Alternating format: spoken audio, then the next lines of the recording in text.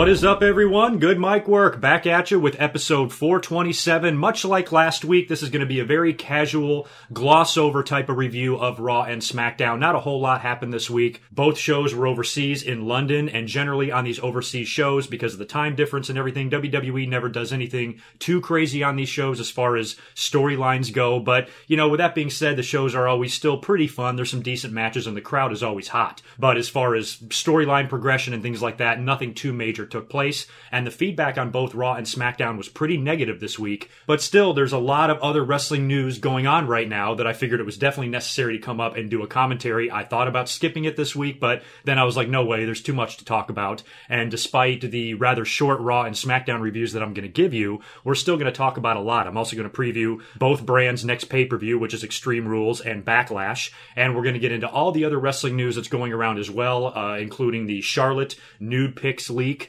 some news on the broken Matt Hardy characters in the WWE.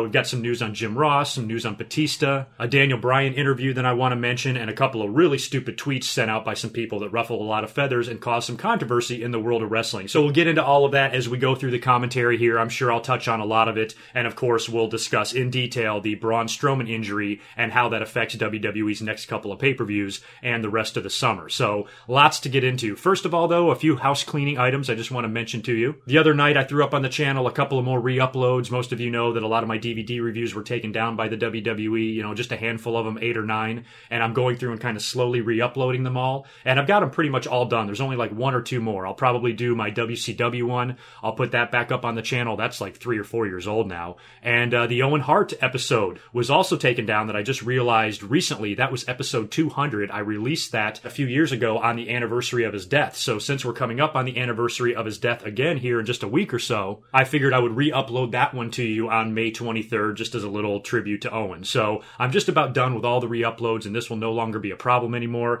Chipping away at that WrestleMania commentary as well, and I'm almost done, which means all of these dumb re-uploads and all the shit I've been trying to work on for the past couple of months I'm pretty much done with, and I can now focus on my next project, which is my Q&A. So I am ready to upload a Q&A in the next couple of weeks here. I've already got plenty of questions in my email, you know, for the Q&A. There's more than enough to do probably 3 or 4 Q&As worth of commentaries, but I can always use some more. I even put up on Twitter last night when I was just randomly going through my emails. I'm like, hey, if anybody wants to send me a question, now's a good time. I'm in my email box right now skimming through some of the emails, and within 5 minutes, like 20 questions came through. So I've got plenty, but if you want to send a question, send it to goodmicwork@gmail.com. Tell me your name and where you're from, and I'll do my best to include it in a future Q&A. And I'm guessing that'll be coming to you maybe around the beginning of the month. Also, before we get started, one final question or request. I know it's a long shot out there, but I just mentioned that I'm re-uploading a lot of my old DVD reviews that are taken down, and I'm just about done with all of them that were taken down, except for one, and it's my Paul Heyman DVD review. And I save all of my projects. Every time I do a commentary, I save the folder with all the pieces and parts in it. I save the actual commentary and the video and the audio and everything.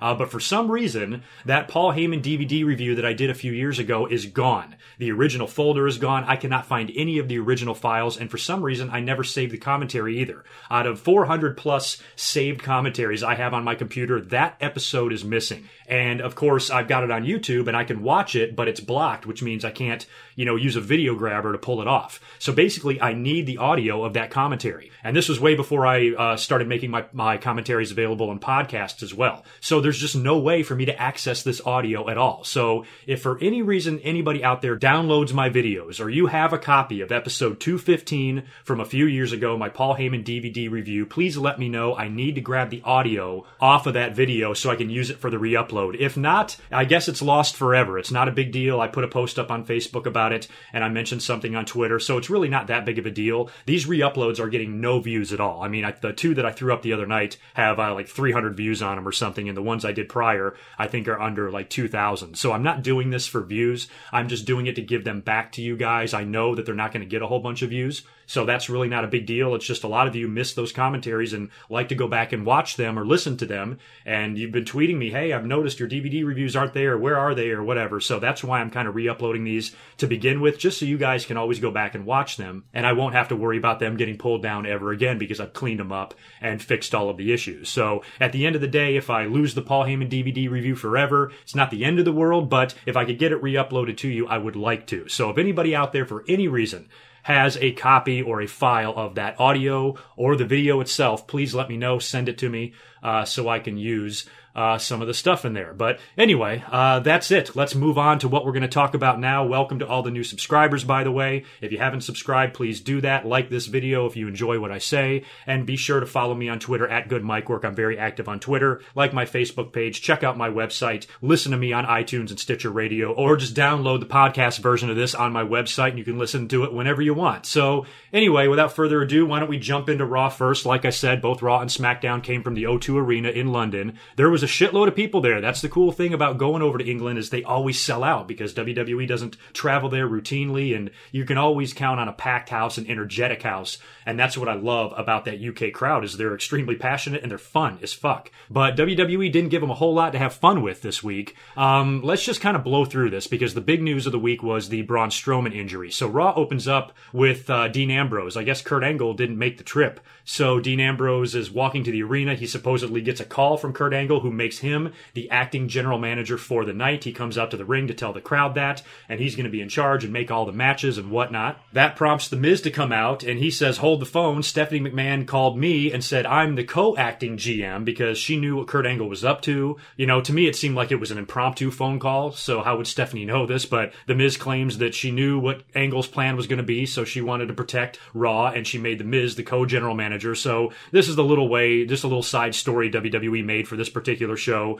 Dean Ambrose and The Miz are going to fight for control of Raw, and they're both going to make matches on each other, and neither one can really overrule the other. Well, or actually it's the opposite of that. They can both overrule each other because they were both, you know, restarting matches that the other ones were involved in and putting each other in matches and then overruling it and then overturning it. And it was a big clusterfuck, but that was basically the arcing storyline of the night, and both of those guys would be involved in matches. The Miz would take on Finn Balor and Dean Ambrose would take on Bray Wyatt in the main event. But that segment didn't end before Braun Strowman came out, and that's the big news of the week. He came out and said that he's not finished with Roman Reigns. He's got his arm in a sling, and it was reported online that he does have an elbow injury. So he does have a legitimate injury after we're all breathing a big sigh of relief after the reports, after Payback saying he separated his shoulder. That was a kayfabe injury, but the elbow is not, and he actually has to have surgery on this and could be out as long as 8 weeks. I don't think they know when he's gonna, or how long he's gonna be out at this point. It's gonna be until after the surgery and after he's evaluated, and they'll be able to make some sort of a timetable, but this throws a huge monkey wrench in their plans. And, you know, the fact that he's had this injury and he's worked this European tour with it,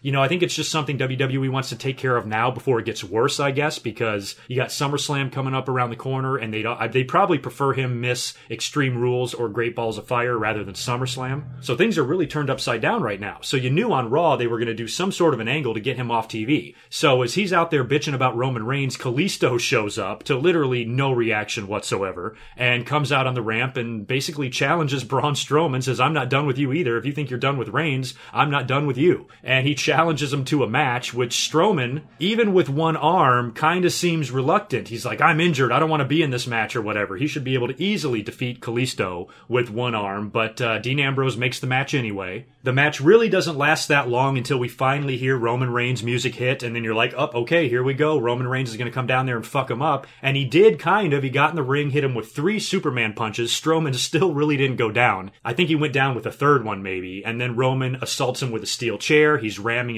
his arm and elbow and shoulder into the ring post. And the whole time, I'm thinking Roman Reigns is going to completely annihilate Braun Strowman, but that really doesn't happen. I was surprised the fans were even bitching about this. If they were going to use Roman Reigns to injure Braun Strowman and get him off TV, this was not that bad. This wasn't a burial. I mean, it took 3 Superman punches to even knock him off his feet, and then Roman Reigns just hits his arm with all sorts of weapons and assaults the shit out of it, and Braun Strowman just runs away. He doesn't even fall or get laid out, or the doctors don't have to help him away. He just eventually retreats and runs through the crowd and gets out of there. So he took all that punishment, and he never even got knocked off his feet, and he was still able to run away from Roman Reigns. So I don't think it made Braun Strowman look that bad. He's got to have minor surgery done, according to him on his Twitter or whatever. So Braun Strowman, I think, will be back in a relatively decent amount of time, but it's still not going to be enough time to make Extreme Rules, and probably not Great Balls of Fire. Still hate saying that, by the way. But the rumor is that he was supposed to take on Brock at Great Balls of Fire, which I was surprised about. I thought they might hold that off until SummerSlam. Now they might actually have to do that if Braun Strowman can't come back until late July. And then at that point, you would think he would still have to maybe wrap up some business with Roman Reigns before he can even get to Brock. So WWE, I have no idea what they're going to do here. The only thing I can think of is maybe Seth Rollins or Finn Balor or both wind up getting that shot against Brock. Maybe it's a triple threat at Balls. Can we just call the pay-per-view Balls? That's a hell of a lot easier. So maybe you get a three-way at Balls. That actually sounds really awesome now that I think about it. But maybe you get a triple threat or something for the title, and Brock Lesnar takes on both Seth Rollins and Finn Balor, and that could be an interesting match because, it's actually a question I got in my Q&A from somebody that I just read last night. They're asking me, hey, I know Brock Lesnar's awesome and he's the man and he's a beast and he's the most believable, credible star WWE's ever had, but isn't it getting a little bit old with his two move set? His suplex and, some punches and knees and an F5 is really all the guy does. And I do agree with that point. So if he's in there with Seth and Finn Balor, that can make the match more interesting. It won't be so one-dimensional. I mean, Brock's been working with Goldberg ever since last year, so we haven't seen him in the ring really with a guy like this in a long time, probably since he worked with Seth the first time a couple of years ago. So if they make it a three-way or something, I think that's awesome. I have no idea what they're going to do now at SummerSlam. I don't know if that title match is going to go to Braun Strowman, but then where does that leave Roman Reigns? And if Braun Strowman is going to be off TV, that means his impending match with Roman Reigns at Extreme Rules, we all assumed these two guys would face each other in an ambulance match. Braun Strowman is off of that pay-per-view now. Now, they have some time to do something with Roman Reigns, but what are they going to do with Roman? Who are they going to replace him with? Is Roman going to have a match at Extreme Rules? And if he does, if it's some sort of a crazy stipulation, they're just inserting somebody in Braun Strowman's place. I don't know if they have enough time to build Roman Reigns into a new feud with a new guy in time to have some sort of a stipulation match at Extreme Rules. So now you're wondering if Roman will miss the pay-per-view too. I mean, otherwise, why even put Roman on the card unless he interferes or something like that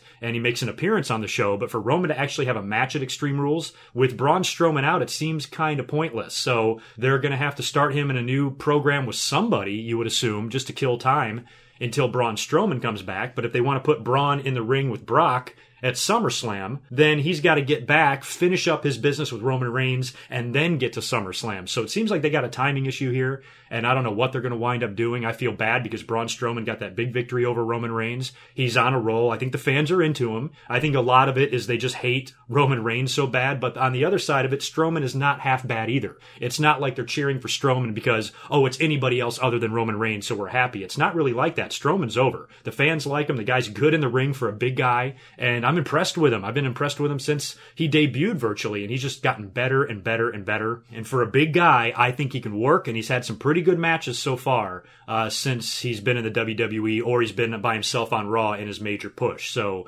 I'm into the Strowman character, and I want the best for him, and I just hope that this injury doesn't set him back too badly. And maybe, I don't even know the date of Great Balls of Fire, it's possible he could be back by Great Balls of Fire. And if he can be, that would be great. For an Extreme Rules now, the card for Extreme Rules, which we'll talk about here in a minute, is kind of limited. Without Strowman and Roman, that was going to be your feature match. That was no doubt going to be your main event of Extreme Rules. Your main event doesn't exist anymore. So now you got to come up with a new main event. And we'll talk about the matches that are kind of penciled in, or rumored at least, for Extreme Rules here in a minute. But right now the card seems kind of weak. So the wrestlers are going to have to go out of their way to really kick some ass on this show and give the fans some great matches so they forget about the fact that the card overall is weak. No Brock Lesnar, no Braun Strowman, and possibly no Roman Reigns.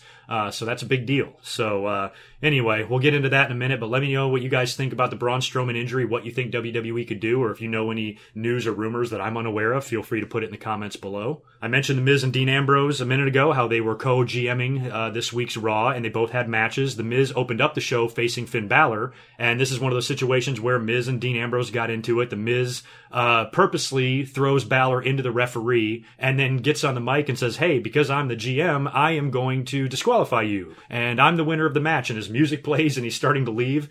So basically the GM has the right to override the referee and just call for the bell and announce the winner, which is what he did. And that prompts Dean Ambrose to come out to the ramp and says, no, that's not going to happen that way. I'm restarting the match now. So then Dean Ambrose restarts the match. The Miz gets in there and, of course, loses to Finn Balor, who hits the coup de grace and gets the pin. And it was announced in kind of a shocking move that Dean Ambrose and The Miz are going to be facing each other for the Intercontinental title next week on Raw. This was a match that I think was already made for Extreme Rules because I want to say The Miz mentioned it in the opening promo, I think. So I thought Dean Ambrose and The Miz was already set for Extreme Rules. It probably still is, but with the match taking place next week, it makes me think WWE might want to do a title change or something like that here, because if they do, then that gives Dean Ambrose a rematch at Extreme Rules, and you can make a gimmick match because these guys have had, all sorts of issues in the past few weeks. So a gimmick match between the two at Extreme Rules would make sense, especially if you have The Miz take the title next week on Raw. So I wouldn't rule out right now, when I'm thinking about it, a title change. I mean, why have the Intercontinental title match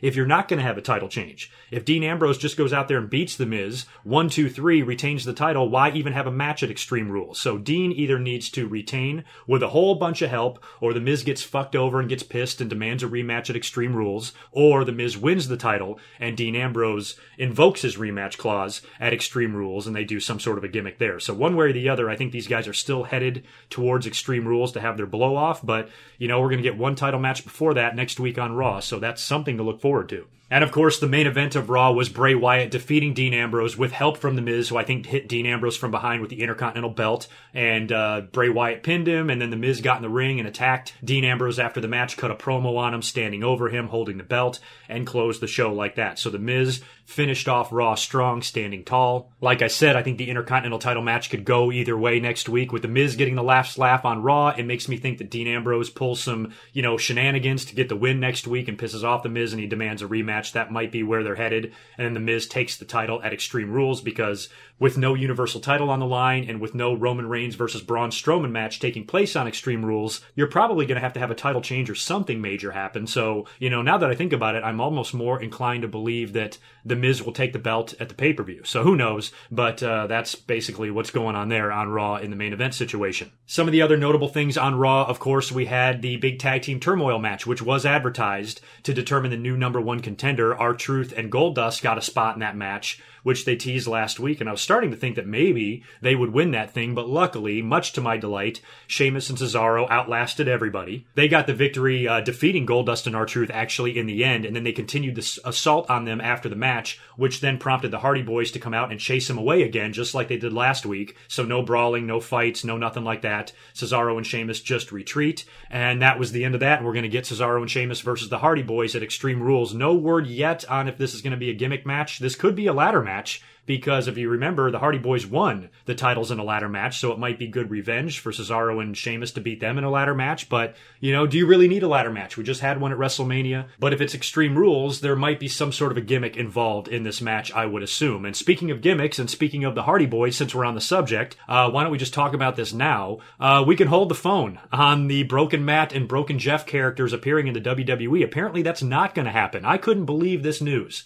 I thought for sure, with the dire straits that TNA is in and Anthem and all this shit, this company is just a mess right now. It seems like the last thing in the world they need to be worrying about is filing trademarks on the broken gimmick and road blocking and cock blocking the WWE and the Hardy Boys, who really created those gimmicks to fucking begin with. And they're holding this gimmick hostage, and they're just not letting the WWE use those characters out of spite. I mean, there was a conversation. Apparently the two sides did talk. WWE probably thought they could just call them up, throw some money at them, get the rights to the gimmick, and that would be the end of it. And that's what I thought too. I thought this would be a 30-minute phone conversation and it would take no time at all. No. Impact Wrestling apparently are a bunch of dicks that it doesn't benefit them at all to be this way. I'm sure the WWE would have compensated them nicely, and for them to file the trademarks on the broken gimmick, I mean, what can they do with that? What can they do that would really make that company money? They could upload, or they could release a DVD on all of the Hardy Boys shit, but they could do that anyway. They could do that if they were broken in WWE. That would probably even sell more DVD copies. So aside from just being spiteful assholes, how in the world does this benefit them to do this? And I'll tell you, Rebby Hardy is none too pleased about it, and she is not one to keep her mouth shut, as we've all seen. If any of you don't follow on Twitter, you need to, because she is hilarious and she does not give a fuck. And she has been ripping apart Impact Wrestling, and that might have a lot to do with it too. I mean, she's been tearing them to shreds for months, so maybe it's like, why are we going to help them out when she's being a bitch to us on Twitter? So Rebby might not have helped this situation any, but I like her attitude because she just does not give a shit, and she's constantly complaining and taking shots at him, and she's pretty funny when she does it. And then Karen Jarrett over the weekend had tweeted out one tweet. It just said, "Shut the fuck up." Wasn't directed at anybody. Nobody was tagged in it, but it was pretty obvious who she meant, and she was being extremely passive-aggressive about it, and Rebby Hardy was like, I know who you're talking about, it's me, bitch, and no, I won't. I think it was Salamonster, actually, now that I think about it. I want to say he was the one that sent the tweet to Rebby, because I saw it on Twitter. She responded to his tweet showing her the tweet from Karen Jarrett, and it was pretty obvious there. So, there's some bad blood, obviously here, and Rebby seems like somebody who is not to be trifled with, and I definitely wouldn't want to get on her bad side. She seems fucking crazy, but this whole situation is heartbreaking, no pun intended, because I wanted to see these characters in the WWE. I thought it would be so easy. I mean, WWE, whenever they want something, they generally get it. They wanted Ric Flair for the Hall of Fame, they got it. They just had to give TNA Christian in return, and I know there's been some conversations between the two companies in the past, and given the predicament that TNA is in, and they're hanging on by a thread here, and they're just such a joke of a company, to me it just doesn't make any sense for them to do this. Now, if they were more of a competitor, if they were to the level that they were in 2005, 2006, when the fans were really behind them and a lot of people thought that they were better than WWE, that's one thing. I can understand them saying, no, you can't have these gimmicks, they're ours, fuck you. You probably wouldn't give it to WCW or something back in the day, so why would we give it to you? So I can understand if TNA was maybe in a little bit better shape and it's just something that they didn't want to do, but this is a situation where them holding these gimmicks hostage is purely out of spite. There's no other reason it could be, because it doesn't bring them any money. It doesn't benefit them whatsoever. It just makes them look like assholes, and it pisses off the fans. Don't forget, this is the social media age. Fans are giving Impact Wrestling a lot of shit right now for their cock blocking of the WWE. What the fuck are you doing? Come on. That broken character was awesome. We loved what they did in TNA with you guys. Let us watch them in WWE. And so they're just taking a big risk, I feel, in alienating people when they cannot afford to alienate anybody, like at all. I mean, I read something, I don't even know if this is accurate. Did I read something about 13 people showing up for one of their shows or whatever? Because it's down there in the studios, right? Where they just kind of let people in. These aren't even really wrestling fans that come to see these shows. It's just a very poor setup. With the success of smaller companies like Ring of Honor, with the boom in independent wrestling in places like the UK, and Japan is on fire, of course, as it always is. You also have the WWE, who basically created their own little miniature TNA called NXT, which has been some of the best wrestling we've seen in years, with all these other places out there for guys to go, not to mention Billy Corgan purchasing the NWA. TNA, they're lucky to even be alive right now. So the fact that they're doing this is a little bit annoying, and it kind of pisses me off. And when this company finally goes under, I'm going to be one of the people that says, you know what, they really did get what they deserved. I've always rooted for the success of TNA, despite what a lot of people think. I mean, I started my commentaries by ranting on TNA, for 10 minutes, and that video is the reason I am doing this today, because of what I did 7 years ago, ripping apart the TNA fans. But it was only because, I couldn't believe the gall. I couldn't believe people were so delusional that they thought TNA was not only better than WWE, but was going to take over WWE and put them out of business one day. Not only did people in TNA think that, the fans thought that, and I'm thinking to myself, come on, get back to reality here. Yes, I hope TNA is great. Guys need to have another place to work. I hope they create a similar competition that WWE had with WCW, but it's a different time. WWE's too big now. There's just no slowing down this machine. And although you might be able to make a few waves and get noticed out there, as far as being better or overthrowing the WWE, that's a fucking ludicrous prospect. And there's no way in a million years that would happen. And that was basically where all of my TNA anger came from, because I thought they were fucking bullshitting themselves. Helen Keller could even see that TNA has no chance of ever overthrowing the WWE, but despite all of that, and despite how irritated I was with all of that, I rooted for them. I wanted them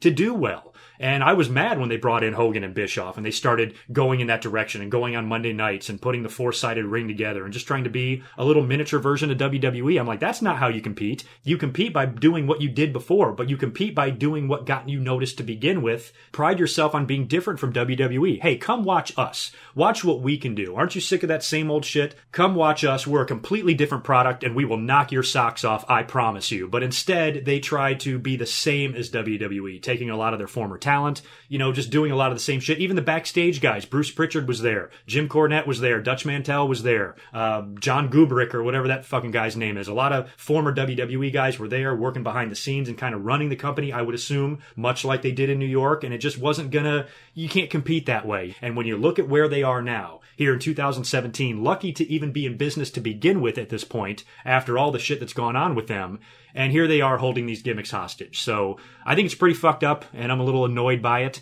And I just wish Impact Wrestling would smarten up and let the WWE pay them. Shit, don't they need money? Let the WWE help you out and throw some cash at you. Unless you were asking for an astronomical amount, which WWE was never going to pay, which is, I'm assuming, is what happened here. At the end of the day, I just don't think it's very smart, and I don't think it really is going to do anything to benefit their business whatsoever. If anything, it's going to harm it. So anybody at Impact Wrestling, if you're listening to me, I know you're not, but if you are, smarten up and let WWE have these gimmicks, because it could be huge. And I'll tell you what, if it does get over in the WWE, you are going to sell a shit ton of broken Matt Hardy DVDs, especially when you think about, the origins of where this character came from. It all started with you guys. So, you could still make some money off this if you would just stop being douchebags. So anyway, I got to get off this topic. This has somehow turned into a TNA rant. I never meant it to be that. But the more I think about it, it's just disappointing, not only for me, but the fans. I mean, everybody is disappointed by this. The fans are chanting delete, delete, delete every week. Matt has teased some of the broken Matt Hardy character stuff with some of his verbiage and the crazy look on his face and everything. It's like they're teasing it. It's ready to debut. All they need to do is work it out with TNA, and now it's stopped right in its tracks.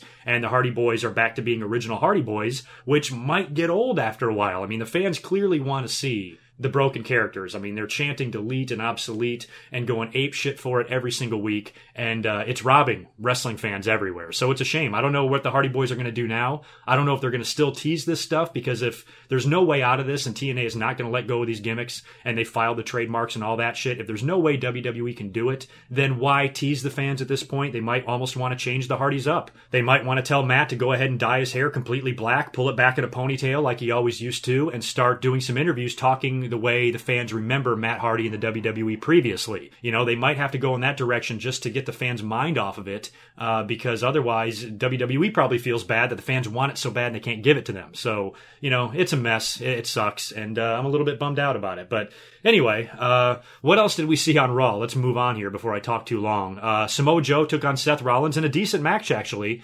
This was pretty good for the UK crowd. Joe gets disqualified after he exposed the turnbuckle and rammed Seth Rollins into it after the referee warned him not to, so the ref DQ'd him. And then Samoa Joe continued the attack on Seth and put him in his coquina clutch and choked him out after the match. So I'm guessing we're going to get the stipulation match at Extreme Rules. This could be last man standing. It could be submission. Although Seth just debuted a brand new finisher and it's not a submission move, so probably not a submission match. But given the bad blood here and how this whole feud started, whatever stipulation it is, should be a lot of fun. And I think it could be a good way to keep Seth Rollins on that roll, because if Seth now needs to get a title shot because Braun Strowman's out of the picture or whatever, having him beat Samoa Joe again and continue his role might work if it's a gimmick match, if it's a last man standing match or something like that where Joe can lose without really having to be pinned because he was pinned at Payback. With Seth, I mean, I would think that Samoa Joe would get the victory here because he needs it against Seth. But if they have title aspirations for Seth, I don't know. So whatever they do here at Extreme Rules, I expect the finish to not make the loser look too badly here. I think that the stipulation is going to be a situation where one guy doesn't have to get pinned or submit to lose the match. It might be a situation like that to where neither guy, regardless of who wins or who loses too much face here, is what I'm guessing.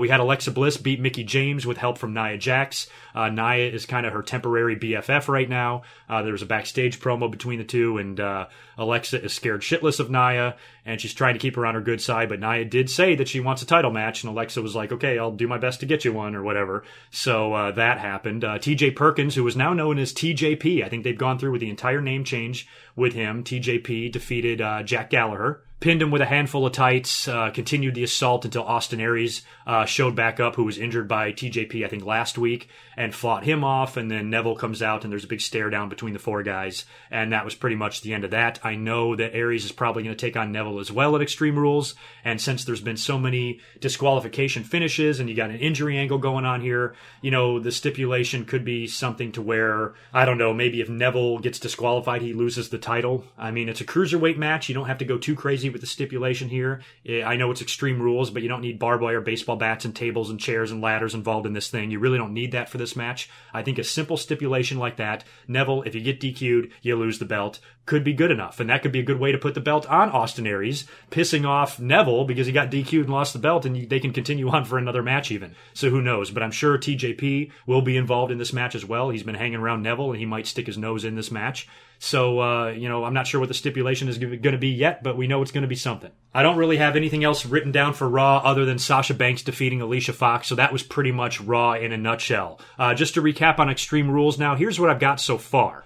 We've probably got, and I don't even know how many of these are confirmed and how many are not, but right now it's looking like Seth Rollins versus Samoa Joe, Dean Ambrose versus The Miz, Bray Wyatt versus Finn Balor, which might be an awesome match. It will probably be the first time we see the Demon back in the WWE since he was here last year. So if Bray Wyatt takes on Finn Balor, as far as the presentation of that and the two entrances and the two, extreme characters and extreme gimmicks, that should be pretty fun to watch. I'm sure the match will be good. I like Wyatt in the ring and I like Balor in the ring, and it could definitely be a fun match and will probably only be the beginning. As far as them having a stipulation, though, I don't know. We got a couple of weeks, or a few weeks rather, for them to build more here, and I'm sure they're going to be involved in some matches on Raw, some tag team matches and some interactions and some brawls, and we'll have to see if that leads to anything, but we do know we're probably going to get Wyatt and Balor at this pay-per-view. Of course, the Hardys are going to defend the tag team titles against Cesaro and Sheamus. That might be a good time to put the belts back on Cesaro and Sheamus. I love that team, and they might be able to get some revenge. But now with the story coming out that the WWE is not going to be able to use the broken characters, they might want to keep the belts on the Hardys a little bit longer while they figure out what the fuck to do. And of course, I just mentioned Neville taking on Austin Aries. So right now, that's only 5 matches I've got written down. Alexa Bliss, is she penciled in for Bayley? I don't even know who she's going to be facing. I think Bayley, so that might be another match. So we're probably looking at 6 matches so far. No Brock Lesnar, of course, and no Roman Reigns versus Braun Strowman, and I guess we'll have to see if they have time to throw Roman Reigns in a match with somebody. I don't think they need to. I think they can just keep Roman off this pay-per-view. They might as well. And since the fans hate Roman so bad and they boo the shit out of him, let's see how good a pay-per-view is without him. As far as SmackDown goes, that was also from the O2 Arena in London. I was home to watch that on Tuesday. The problem was I was having trouble paying attention. Some of these tape shows, I know I'm a spoiled American and I like my Raw live. So the fact that WWE goes over there a couple of times a year, I hate to complain about that because it's not that big a deal. There's 52 Raws a year. The least the WWE can do is give the UK a couple of shows. So it's not a big deal, but I just don't like them because they're taped and nothing ever happens. So I'm basically just eyeballing the show. I'm shooting the shit with some of you on Twitter and not paying a whole lot of attention. So in a nutshell, what we saw was a big 6-man tag main event. That was set up in the opening promo. You had AJ Styles, Randy Orton, Jinder Mahal, Baron Corbin, Sami Zayn, everybody out there cutting a big promo on each other. Randy Orton said it was Jinder Mahal's fault that he lost at Payback and he's going to kick his ass at Backlash. And Jinder, was bragging about how he stole the belt, and he even had big promo photos taken with the belt around his waist and all that shit. And they went on with a 6-man match. And as I predicted, I think I said this in my last commentary or the one before, I was like, look, if you're going to build Jinder, do it at least the normal way. Don't make him a contender overnight. Have him build to this. Put him in a tag team match and have him pin Randy Orton. So I knew during the build of this match we would eventually see that. This is not Nostradamus. We can all figure this out. I'm not a genius for calling this finish. When you think about it, anytime there's a title match, you always have some sort of a tag team match on Raw or SmackDown where the challenger pins the champion prior to the pay-per-view. It happens all the time. So it wasn't that hard to figure out that they would probably do that, but it gave Jinder a big victory or a big pin or a big moment on SmackDown. And by the way, I hate his finisher. I think Orton had just gotten done RKOing Kevin Owens or throwing him out of the ring or something, and Jinder kind of scurries in from behind and hits Orton with that terrible, I don't know if it's a pump handle or Cobra Clutch slam or whatever the fuck it is. It sucks. And got the pin on Randy Orton, got some momentum going into Backlash in 2 weeks. And that's good. I mean, that's what they need to do with Jinder. But, I still don't see him winning the title at this point, and I hope he doesn't. I think he needs a new finisher. That one looks like ass. And it's just not my favorite. So right now, I'm not that into Jinder Mahal. He's got the Bollywood boys or the Singh brothers with him. So I don't think this gimmick of his or this little miniature stable he's got going on is necessarily going away anytime soon. But I also don't think I see him winning the title at this point. It would seem awfully random just to overnight give him a number 1 contender match and have him beat Randy Orton, especially after Randy Orton already lost at Payback. You think Randy Orton's got to survive Backlash here and hopefully drop the belt to anybody in the future. AJ Styles and Kevin Owens have their thing going on. Once that's over, I would love to see Orton and AJ work. I would love to see Orton and Kevin Owens work. Any of those matches would work for me. So, whatever Randy Orton does at SummerSlam for the title, You know, at this point, you'd probably think he would keep it until SummerSlam, unless for some reason Jinder Mahal takes it off of him this summer. Maybe not at Backlash, maybe at the next pay-per-view if they do another match. But Jinder Mahal is really not somebody that I'm interested in seeing being the champion or being in a title match at SummerSlam. So whatever they're doing with Jinder, I hope it's done by the time we get to that big pay-per-view. Other than that, I can quickly blow through the rest of SmackDown. We had another Dolph Ziggler and Shinsuke Nakamura segment. They, of course, have got a match coming up at Backlash. Shinsuke has not wrestled yet on the SmackDown brand. There was a little talking back and forth, finally a brawl, and Shinsuke kicked his ass. Eric Rowan beat Luke Harper in kind of a surprising match. I guess they're trying to get Eric Rowan back over, and all of the momentum that we all thought Luke Harper was getting is now stalled, and that's a shame because I was hoping Harper would be a major part of SmackDown and even be in the world title picture. So hopefully he can get back on his feet here soon. Breezango beat the Ascension. There was another funny backstage segment where they're walking around looking for something, and they hear all these noises coming from a closet, and they open it up, and the Ascension is in there just screaming and beating on each other's chest. And so I guess they had to reopen the case on the Ascension and face them in a match, which they defeated them. And after the match, the Usos come out and cut an awesome promo. I love them on the mic since their heel turn. I love their look. I love their attitude. Their charisma is getting a chance to shine. They're a great duo on the mic, and they were doing that whole 12 days thing when they were talking to Breezango, and it was great. I mean, they are really good on the mic. The promo they cut a few weeks back, too, from the crowd. I think they were cutting it on American Alpha, maybe. That was good. That was a few weeks back, and they're just a really entertaining tag team, and I'm about as happy with the Usos now as I have ever been, and I've always been Team Uso. I've always had their back. Even their dumb, kind of colorful gimmick and everything, I was still behind them because I love that Samoan bloodline, and I love that the tradition is being carried on with a Samoan tag team, and I thought they looked good. They got some good moves. They're both athletic. I just thought they were getting a little bit stale, but I still liked them.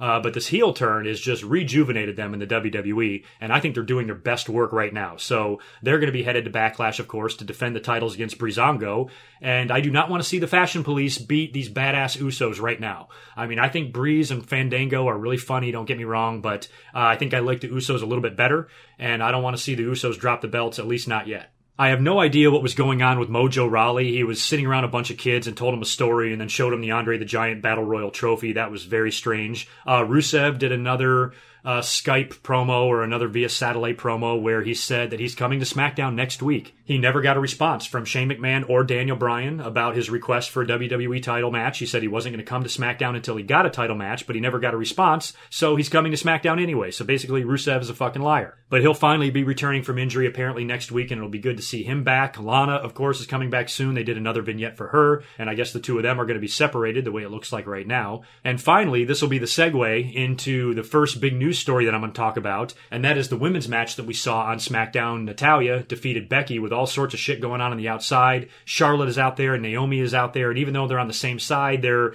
pushing and shoving. There's a little bit of heat there, a little bit of dissension, and they're kind of slowly moving Charlotte into that babyface role without putting her there full-blown right away. She's still kind of reluctant to be friends with Naomi and vice versa, and the girls don't trust each other, and they've been kind of pushing and shoving a little bit. So, that whole thing, I guess Natalya is the one that I said in my last commentary. She's the one that I want to see get the belt next. I want her to get a one-on-one match with Naomi somewhere and beat her for it, and then go on to possibly lose the belt to Charlotte at SummerSlam, which is much better than just giving Charlotte the belt as soon as she gets in the doors of SmackDown. Hold it off a little bit, wait until SummerSlam, have Charlotte win the SmackDown title on a big stage, and start kicking ass on SmackDown and dominating that show. And Charlotte is what I wanted to talk about first, but before I do that, let me just run through quickly, since I did this with Extreme Rules. So far, the Backlash card, it'll be finalized next week, so, some of these matches are confirmed, some of them are not. But of course, we have Randy Orton versus Jinder Mahal for the WWE title, AJ Styles versus Kevin Owens for the US title, in a match that I think is going to be awesome. And I'm hoping that this is a program that lasts a little bit. Maybe they exchange the title, maybe AJ beats him here, or maybe AJ beats him at the next pay-per-view or something like that. Trade the belt back and forth a little bit. If I had to guess, Owens would probably retain here because he lost the belt to Jericho at Payback, so I'd probably put my money on Owens for the first match, but I would think these guys would wrestle again. These two guys are too good, and this is too intriguing of a storyline or program to just be one and done.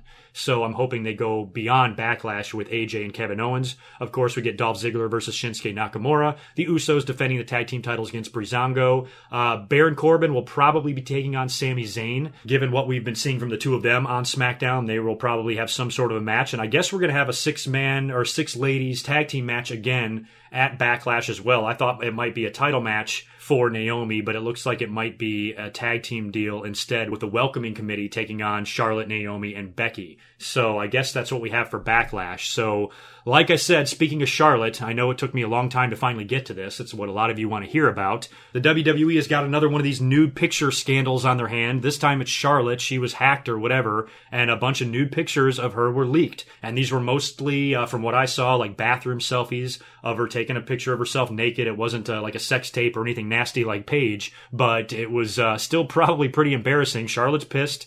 She even tweeted that she was hacked and nude pictures of her were leaked, and she demands that they be taken down. Well, that's impossible, Charlotte. I'm sorry, baby. Once it's on the internet, it ain't coming off, because once it's there, then everybody can just copy it, and then it's all over the fucking place. So you can't just tell the internet to take it down. It doesn't really work that way, and it takes a very simple Google search or Twitter search, and all the pictures will come up. You're not going to see any of those pictures here. I haven't made my thumbnail yet for this video. I'm debating about maybe putting that one of her in a bra in the thumbnail, but, you know, I don't like to disrespect anybody, but that one's kind of tasteful looking and she looks good, so maybe I'll throw that up in the thumbnail. I haven't decided yet, and I have no idea what image I'm going to use for you guys to look at here on the screen, but whatever it is, I'm not going to put anything naked of her up there. I'm not going to provide you with any links. I feel bad when this stuff happens to people. You don't want to see that because it's awful. It's embarrassing. I'll let you guys judge Charlotte's pictures for yourself if you think she looks good, if you think she doesn't.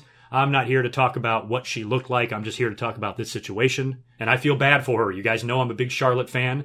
But this is something that's becoming more and more common. I mean, Jesus, think about it. Just in the last couple of months alone, we've had the Tom Phillips stuff. We've had the Paige stuff, Xavier Woods, and now Charlotte. Seth Rollins has had a dick pic released. I mean, it's like, it's all over the place. This is very normal behavior, apparently, for today's generation of young people. And to me, that's all fine and good. It's your own private property. You should be able to do that if you want. But I think if you're a celebrity or somebody in the public eye, you have to be extremely careful. I don't know how these hacks take place. I don't know if they're actually getting their phones hacked into, or where these pictures are that allow people to access them and release them to everybody. I really don't know how all this works, but if I had nude pictures of myself on my phone, I would take them off frequently. I would delete them from my phone, put them on my computer in a secure folder or something like that. I think in today's world of cell phones and all the storage that you can now have on a phone, you can keep thousands upon thousands upon thousands of pictures on your phone. So these are pictures that could go back years that have just been on your phone the whole time. I don't have that much storage on my phone,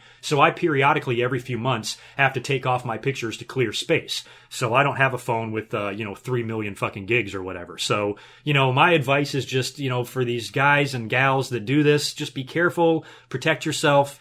Don't send these to anybody, because you never know who's going to turn on you, or you never know who's going to, release it to the world and embarrass you and just create a shitstorm that you don't need. I think Paige took it a little bit far. I don't think she should be fucking guys in locker rooms. I don't think she should be jizzing on title belts and stuff like that. That's pretty fucked up, and she should have known better. But as far as private stuff like this, it's private. Same thing with Tom Phillips. That conversation, as raunchy and hilarious as it was private. It wasn't meant for the world to see. And at least the WWE understood that and has a sense of humor about it, because they're ribbing the guy about it. And he doesn't seem to really be in any hot water because it's his own private life, and he didn't ask for that to be released. Charlotte, same thing. I'm sure the WWE in their PG environment doesn't want naked pictures of the Queen all over the internet, but they're there now, and that's the age we live in. And it's a shame. So Charlotte, she should be able to kind of bounce back from this. I'm sure it'll only be a matter of weeks or months before somebody else has naked pictures released and the heat's off of her. And then we're focused on the next person. So hopefully this whole thing, for Charlotte's sake, will blow over.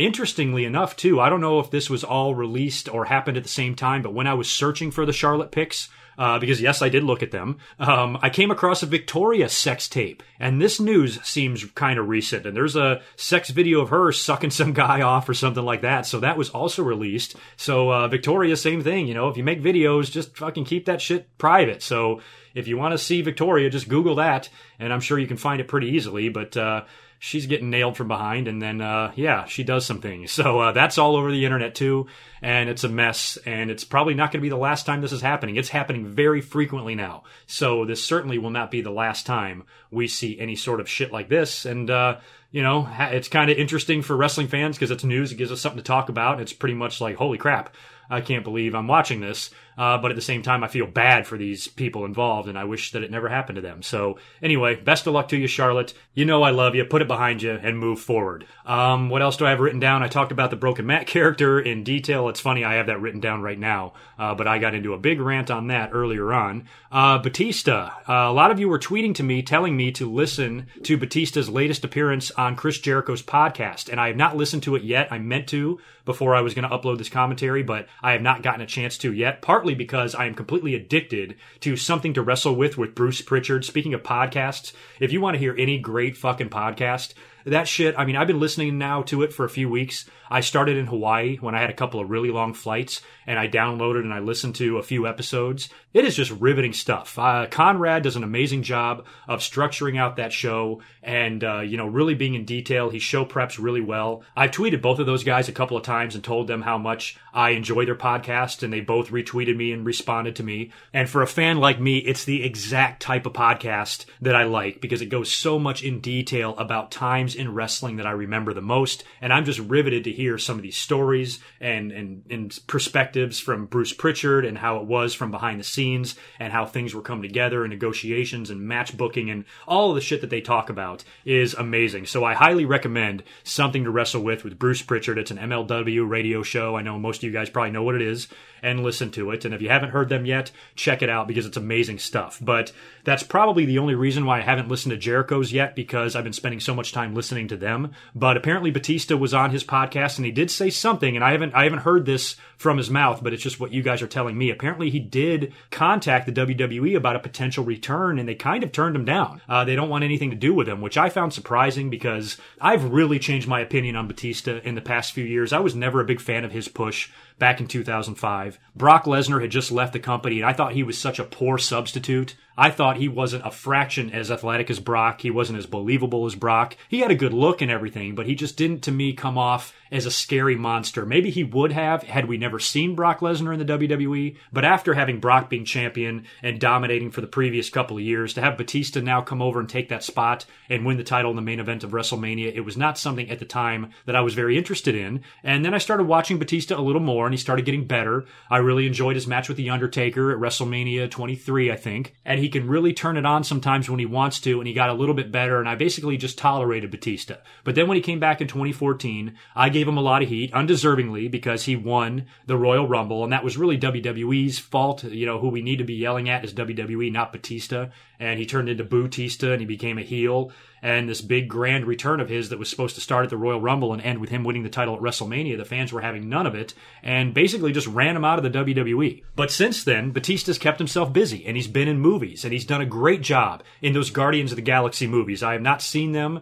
I don't really know. I don't really watch movies like that, those superhero-ish type movies, but all of the reviews I'm hearing about it are amazing. Apparently they say he's great at that role. He's one of the best parts of the movie, and he's had a lot of success. And aside from The Rock, he's probably the guy that's left wrestling and gone into movies and has had the most success. I mean, Batista has really gotten noticed in Hollywood, and I couldn't be happier for him. And on top of that, when you hear him in interviews, he's a cool dude. He's laid back. He can be funny at times, and he doesn't give a shit either. I remember him tweeting Stephanie McMahon like last year or whenever it was when she was talking about slapping somebody, and, you know, and the way she slapped him a couple of years ago on TV, and he kind of gave her a little bit of shit for saying, oh yeah, the slap gets you over, or gets you sympathy, or whatever the fuck she said, or how she tried to justify it.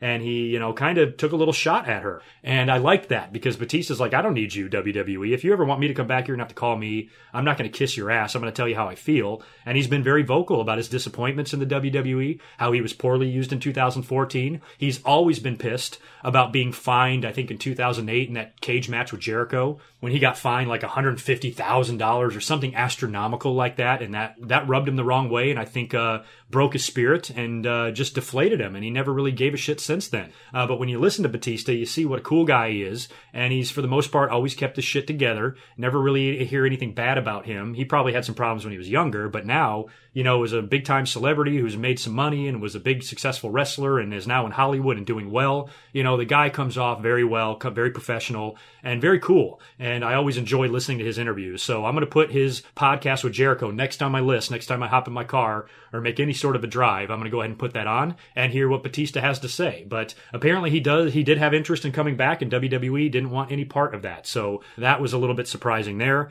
Jim Ross is also going to be back with the WWE. He's going to be calling the new UK show with Nigel McGuinness. I'm a little bit hazy on what the details of this are. JR in his tweet made it sound like these shows were already taped and he's going to voice it. Or they're going to do it live. I don't know if it's going to be a show that's just a one-time deal on the WWE network or if it's going to be a weekly deal, monthly deal. I need to look into that. But whatever they're doing, Jim Ross is going to be a part of it. And that's a pretty good way to use Jim Ross. I always thought maybe having him make an appearance in NXT would be cool because Jim Ross was more of a play-by-play guy when he started than a storyteller. He got good at the storytelling during his run with WWE in the Attitude Era. But I always remember Jim Ross as somebody that calls the moves, calls the match in the ring. He did that in WCW, and he did that for a good part of his career in WWE as well, and I think that's a good utilization of Jim Ross. It gives the fans a chance to see him again. It gives Jim Ross something to do. He's kept himself extremely busy since the passing of his wife, and I don't know Jim Ross personally, but I'm a little bit worried about him because I'm wondering if he's just, I know people deal with grief and death in a lot of different ways. We've all been through it. We've all lost people we love, and I'm sure we all deal with it in different ways, and I do know people that the only thing they can do is keep themselves busy and not think about it and not stay at home. I even saw Jim Ross tweet the other day. He said, dinner for one at the Ross household or whatever. And he had this grill full of steaks and potatoes. And he just said dinner for one. And that was a lot of steak for one person to eat. But just that dinner for one made me so sad. And I'm like, God, he's home all by himself. His wife died unexpectedly. And he's handling it like a champ. He hasn't even taken any time off. He went right to WrestleMania weekend right after it happened, made all of his appearances. He's still active on Twitter. He hasn't taken himself out of the public eye at all to deal with this. And I'm no psychiatrist. But I just want to tell Jim Ross, if you need some time, please take it. You might need it. But if this is the way that you can deal with it, then, more power to you. So maybe he just wants to keep himself busy. Maybe WWE's helping him out with that. He might have called them and be like, look, I'm in a bad place. If I stay busy, I can focus and, it's not so hard on me. If you ever have anything for me, I'd love to do something with you. And maybe they're like, fuck yeah, come on in and call the UK show that we're going to do on the network. Get him some work, give him some travel, and I guess this is just the way Jim Ross is dealing with it. But I feel so bad for him because, losing your wife is nothing easy, I would imagine, to go through. And I just couldn't imagine just picking right up 2 days later and resuming your life. And I guess it's just Jim Ross's way of dealing with it, which is totally fine. I just want him to be okay. And I hope he's doing well, despite everything that's going on. I did briefly catch an interview with Daniel Bryan, who did reiterate that he does want to wrestle again. One way or a fucking another, he's going to get in that ring again. So WWE has two choices. They can either clear him and let him wrestle, and let the fans go apeshit for him, or he's going to leave when his contract is up in a year and a half, and he's going to go wrestle on the independent scene, possibly back to Ring of Honor, maybe Japan, and have a few matches, and that's what I want for him. He did not want to retire. He said that right from the beginning, and it sucks. I just hope WWE, I just ranted on TNA for being a bunch of scumbucket fuckfaces. I hope the WWE doesn't do the same thing with Daniel Bryan, and they nitpick on his contract, because yes, he has a year and a half left, but Brie just had a baby. He's a new father. He's going to be missing some time. So I hope the WWE doesn't do with him what they did with Rey Mysterio, when even though his contract was up, he was unable to perform. So technically his contract had to roll over or whatever. I hope they don't stretch it out and fuck Daniel Bryan over. If he just wants to go wrestle and he just wants to continue doing what he's passionate about, and he wants to go to Japan and he wants to go to Ring of Honor, or he wants to go somewhere that'll let him wrestle and his doctors say it's okay to wrestle, it's not his fault that the WWE is too freaked out or too scared to let him wrestle. So they need to do the right thing here and let him go do that if it's what he chooses. Don't put obstacles in front of him. Don't make it difficult for him. I think that's the least that he deserves. So I'm just hoping that this year and a half that Daniel Bryan is talking about on his contract is actually a year and a half, and WWE doesn't try to stretch it out an extra year because of the lack of work he's been doing on TV. To me, Daniel Bryan is a smart guy. He's recently married. He just had his first kid. His wife and his family are the most important things in his life, I would assume. So if his doctor said it's unsafe to wrestle and you could be taking a big risk by doing so, I would imagine that Daniel Bryan would just not wrestle. But if the doctors say, yeah, you're good to go, you should be fine, be careful out there, but, your concussion stuff is pretty much good to go, we'll clear you, then Daniel Bryan should be able to do that. So I think WWE at least needs to give Daniel Bryan Bryan the benefit of the doubt of being an intelligent person and not being somebody who's stupid and would not go out there and risk injuring himself for permanent damage or even death and leaving his family high and dry with no husband and no father just because he's so passionate to wrestle. I think Daniel Bryan really wants to wrestle, but I also think he's smart enough to know that he shouldn't wrestle if his doctors say it's not okay. But from what we understand, he's probably going to be cleared. So, best of luck to Daniel Bryan as well. And other than that, I'm pretty much done. The only other little piece of news I want to talk about is the band, Kings of Leon. Is it Kings of Leon? Kings of Leon? I don't even know what the fuck. Jared Followill, he put up a really stupid tweet just kind of taking a shot at wrestling fans. And I think it said something like, hey, adults, how about we stop watching wrestling, okay? Or something like that, which was a big mistake because I might pick on the wrestling fans from time to time, but one thing I will give them is they do not enjoy being insulted. And the trolling of this guy was the most entertaining thing I've ever seen. I wasn't even offended by his tweet. I do not care at all if somebody out there or some celebrity doesn't like wrestling. And he was making a joke probably directed at people who also don't like wrestling. The problem is it got noticed by wrestling fans and it fucking blew up. Twitter exploded. This guy ran into a shit storm and people were just trolling the hell out of him. The responses were great. I gave a couple of responses to him as well. Nothing even mean-spirited because his tweet wasn't even really mean-spirited. So I pretty much joked back with him, because everybody's like, I'm going to delete all of their music off of my phone. I'm like, well, I'm not going to do that. I'm not going to delete any of their music off of my phone. You want to know why? Because I never downloaded any of their shit to begin with. That band sucks. So all of the insults flying his way about his shitty music or his shitty band or just all of the funny trolling that was going on to me was entertaining. It wasn't even, this guy wasn't attacking wrestling even, his tweet wasn't even that bad. And I think the fans knew it. Some fans were being stupid and like, oh, fuck you, die, fall off the face of the earth, you fuckhead, dickhead. To me, I wasn't like that. I don't care if he doesn't like wrestling. I don't care at all. But to say that, you have to know that you're going to be attacked by a lot of wrestling fans. And he was destroyed. Oh my God, he was just ripped apart. And all of his responses weren't helping him either. I can't remember who he told to close her legs. Some woman wrestler. Who the fuck was it? I forget.